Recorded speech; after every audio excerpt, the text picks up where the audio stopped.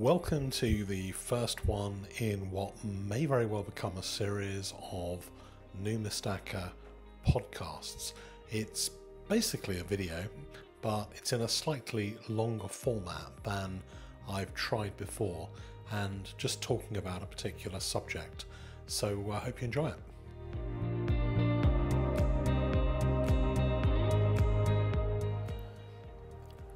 It seems these days that the internet is the most popular choice for buying coins. And within the internet, eBay is by far the biggest platform in the world for trading, buying, selling coins and bullion. However, with eBay, not everything always goes right, and I wanted to make this video to tell you guys the story of what I've been through and what happens if something goes wrong. So a few months ago, in the middle of March, I had my eye on eBay auctions, as I usually do. I find that auctions are generally the best place to buy coins at the lowest possible price, although there are exceptions to that. And I had my eye on a very, very nice looking 1821 crown, and the description said that it was a proof coin. It had the word proof in the description and the word uncirculated in the description. So I bid for the coin, and there were lots of other people who were interested in this particular coin. There were something like 60 odd bids, maybe a little bit less, for this coin. Doesn't really mean anything very much, because quite a lot of those bid numbers can be achieved by people chasing up a pre-existing bid and trying to beat it, but it generally shows that there was a bit of excitement over this particular coin. It looked good. It came from a seller with a 100% feedback rating. There were no signs that that there was a problem at all. So I won the coin. I paid about 1,750 odd pounds for this coin, which for a proof 1821 crown is not a bad price, and probably about the right price, if a little bit under, that you might expect for a raw coin, sight unseen, bought at an eBay auction. So a few days later in the post, the coin arrived, and I took some photos of it, and it looked pretty good. So I started showing it to a few people who I know and I trust their opinion of in relation to grading. And I sent it to Platinum Skies. He's got a great YouTube channel. He also is on eBay quite often. I think it's under Sirhan something or other. So maybe 15. So look up his channel. But he's got a very good eye for coins, and he said to me, well, it doesn't quite look like a proof should be. There are a few little differences. Maybe it's not a proof coin, and maybe you should have this coin checked out. So I solicited a few more opinions, and one of those opinions was the country manager of PCGS.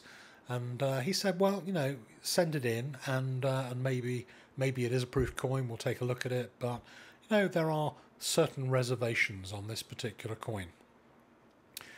So I thanked him for that advice, and that was the reason that I sent it to PCGS rather than my usual NGC. And anyway, so PCGS had this coin for quite some time, looking at it, and they eventually came back and they said the coin wasn't a proof coin. It was a very nice coin. It was gradable. It was an AU58, which is the grade given to a circulation coin rather than a proof coin. So I had a coin that was probably £1,000 more than its real value, because I'd been bidding for it as if it were a proof coin, an uncirculated proof coin. The right price for an AU58 1821 Secundo crown is probably £300 to £600, depending on condition. Maybe a little bit more if it was in super MS condition. But my coin wasn't that. My coin was graded as AU58, so almost uncirculated.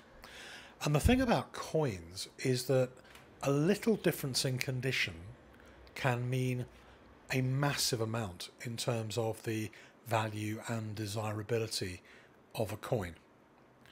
So, what did I do?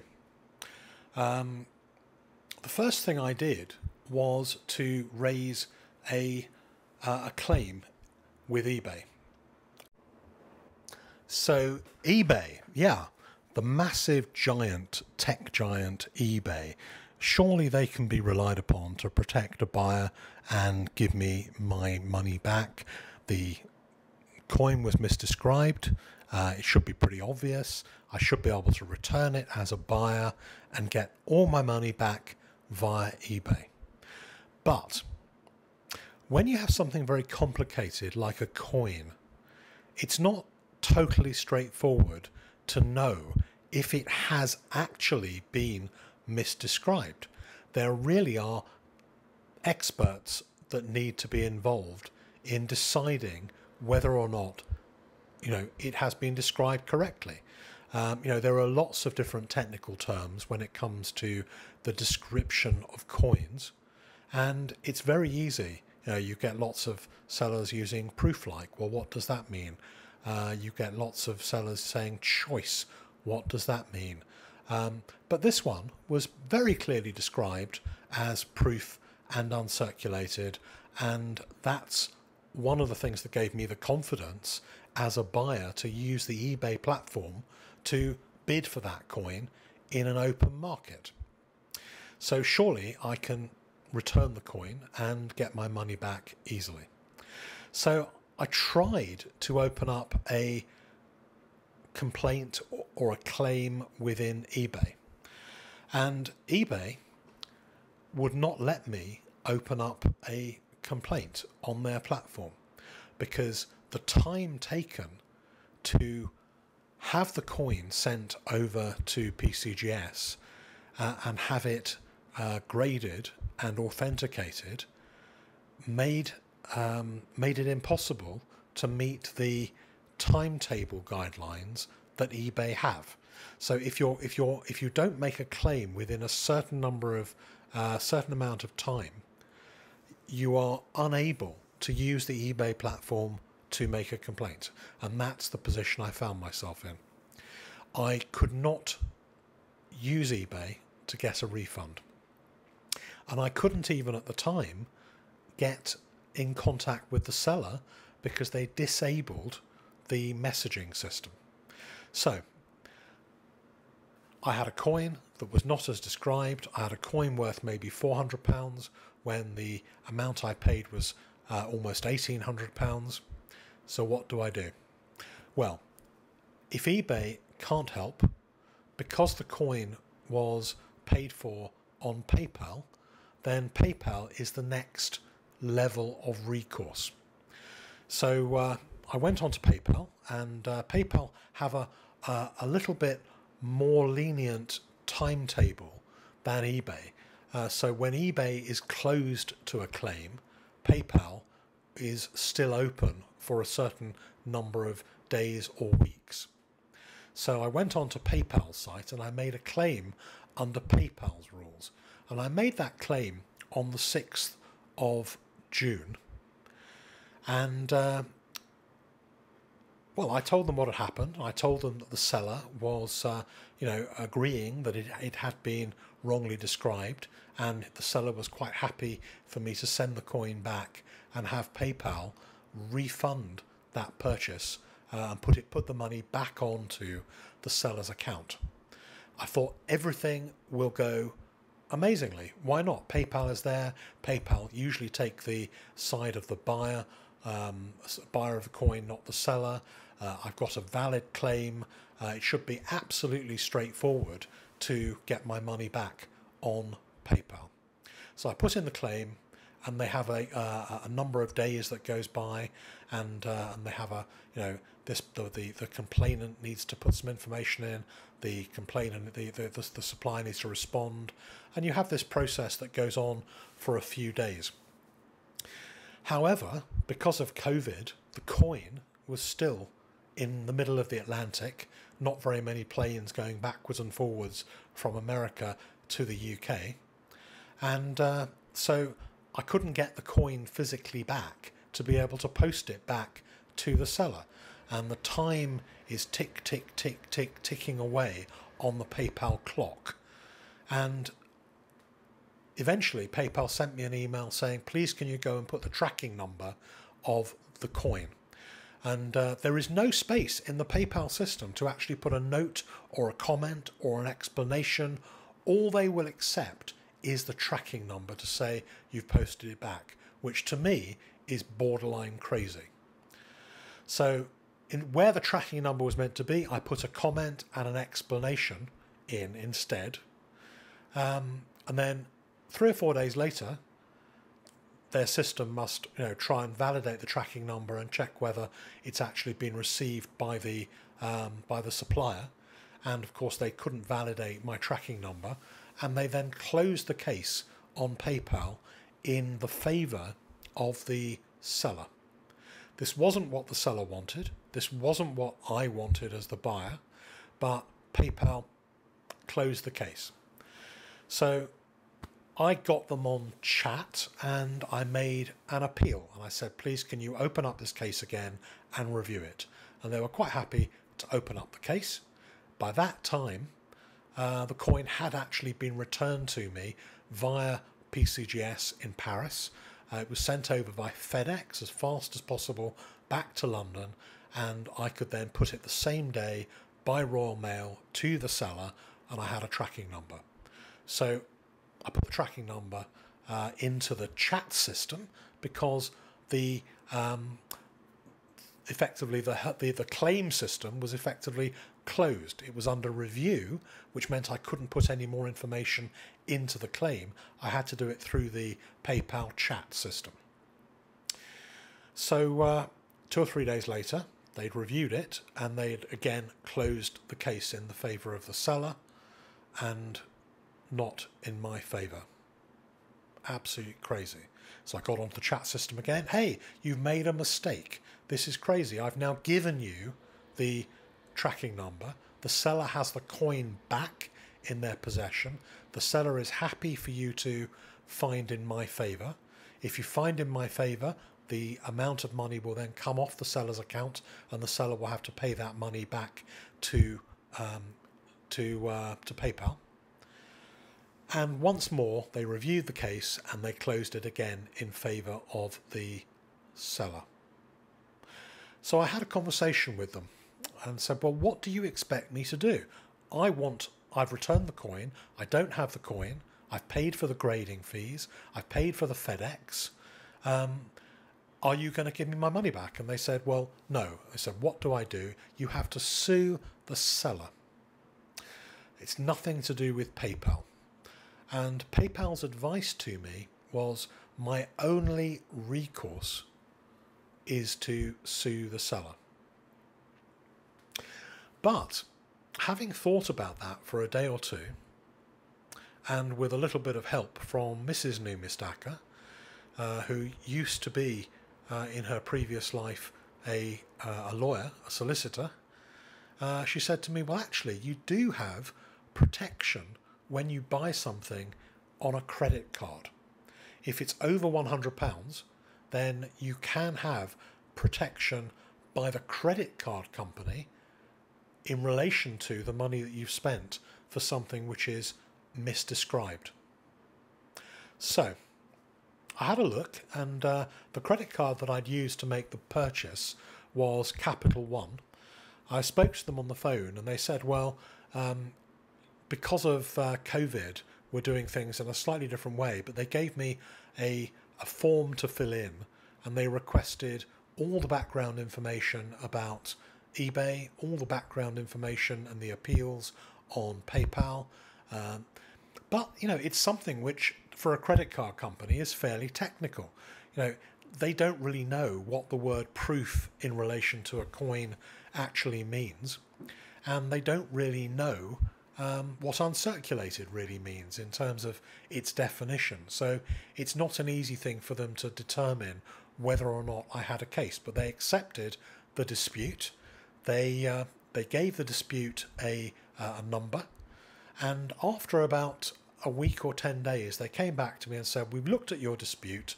We think that you probably do have a case, but we need an expert report to say what was it that PCGS saw on the coin which made them conclude that the coin was a circulation coin as opposed to a proof coin." So I had a word with Sergey, the country manager of PCGS, who's a lovely guy, very, very helpful guy.